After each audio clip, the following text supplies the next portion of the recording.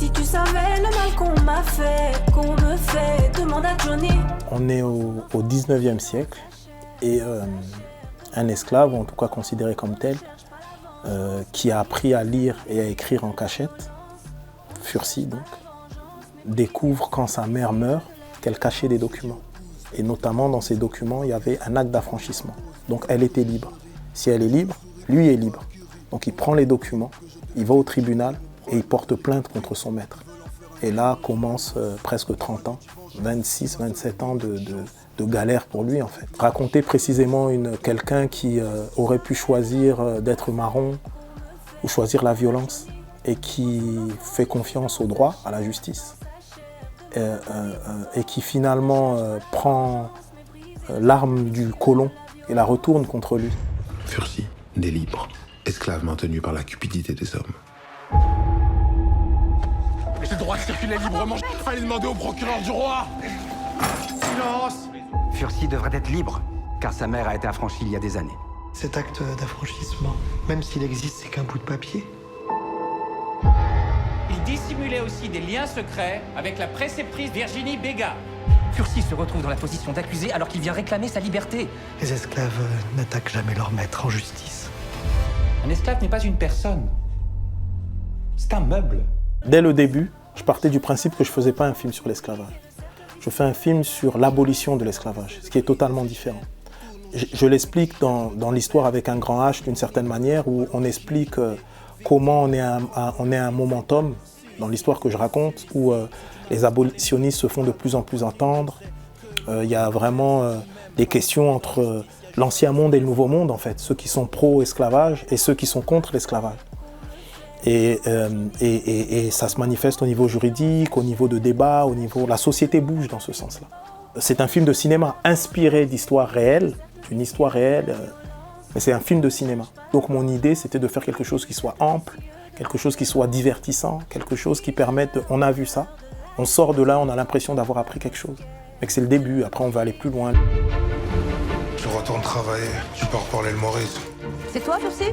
Perce tes yeux quand je te parle. J'ai réussi à ce que son procès passe à la Cour royale de Paris. C'est moi qui le défendrai. Je ne vous abandonnerai jamais, Furcy. Quand j'ai lu le livre de Mohamed Aïssaoui, je me suis dit, Furcy, c'est moi. Parce qu'en fait, s'il n'avait pas su lire et écrire, rien de tout ça n'aurait été possible. Et il n'aurait pas abordé les choses de la même manière. Et moi, c'est la même chose. J'ai grandi dans un quartier populaire avec les difficultés qu'on connaît. Mais par contre, on m'a donné le goût du savoir, de la culture. Et l'éducation est finalement un élément qui m'a permis de transcender ma condition. Et en ce sens-là, mon histoire rejoint celle de Furcy. Donc ça m'a ému en premier lieu. Puis l'autre truc, j'ai un rapport très très fort, presque fusionnel avec ma propre mère. Et le rapport de Furcy et sa maman. Comment finalement, même absente, elle l'a porté en fait. Et elle l'a amené jusque là où il est allé. Et lui, il lui rend hommage en décidant finalement de s'appeler Madeleine, Furcy Madeleine. Je magnifie la guerre des papiers, ces pièces avec un tampon qui sont les seules preuves de la justesse de mon combat. Tout est organisé pour maintenir ce système en place. Ils seront prêts à te pardonner si tu acceptes de retravailler pour eux. Pardonner? Après toutes ces années de souffrance, cette injustice? Cette histoire, en tout cas, nous raconte aussi, célèbre aussi je dirais, les valeurs du génie français. Cette idée de l'universel, cette idée de France comme terre d'accueil, cette idée de l'importance de l'intelligence, cette idée qu'il y a des amitiés qui peuvent être improbables et qui permettent de grandes choses. Cette idée qui manque tellement à nos sociétés et qu'on doit pousser, l'idée d'empathie. Et à mon avis, si on veut véritablement faire peuple, si on veut véritablement faire nation, on doit remonter aux origines parce que finalement, il y a plein de problématiques qu'on vit aujourd'hui, qui sont les conséquences directes de l'esclavagisme, du colonialisme, du néocolonialisme, etc. Et donc ce travail mémoriel, il est important pour nous tous, pour ne pas dire vital en fait, si on veut précisément vivre et exister en tant que peuple et créer de l'harmonie là-dedans. Et nous, finalement, par le canal de l'histoire de Furcy, mon objectif c'était d'en faire un grand film de cinéma qui soit un outil de réconciliation, qui permette finalement de se dire que on doit être capable de pouvoir déposer nos sacs de douleur et d'avancer véritablement, de tourner la page en fait, pour de vrai. Mais on ne pourra tourner la page qu'en considérant On ne peut pas tourner la page si on n'est pas dans la considération de l'autre.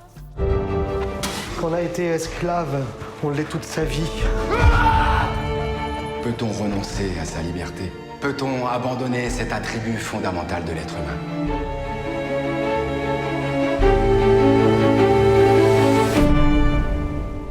C'est le rôle de la fiction. Comment on va raconter des histoires qui s'inspirent du réel pour que ce soit aussi des, que ce soit aussi des phares, pour que ce soit aussi des choses qui nous montrent la direction. Parce que si on ne fait pas ça, il y a un autre narratif qui se met en place.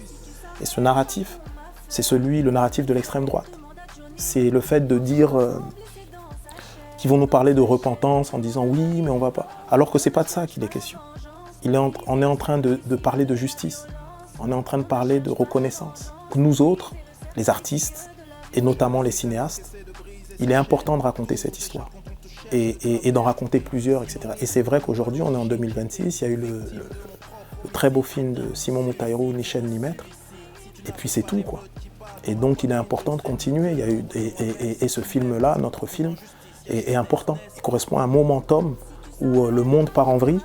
Et il est essentiel, sans être cucu les petits oiseaux, de créer des œuvres artistiques qui finalement sont... où on parle d'amour finalement. Et pas l'amour d'un point de vue sentimentaliste ou quoi. C'est l'amour de cette idée de l'amour propre d'abord. La réconciliation de soi et soi-même pour pouvoir se réconcilier avec les autres. Et in fine faire peuple. On a aussi fait un album de musique qui s'appelle Fursi Héritage, où j'ai rassemblé différents rappeurs de différentes générations. Finalement, le lien de tout ça, c'est le verbe. Le lien de tout ça, c'est l'intelligence. Le lien de tout ça, c'est de dire, ok, on décrit des choses qui piquent un peu, quelquefois c'est obscur, mais au bout du chemin, il y a la lumière.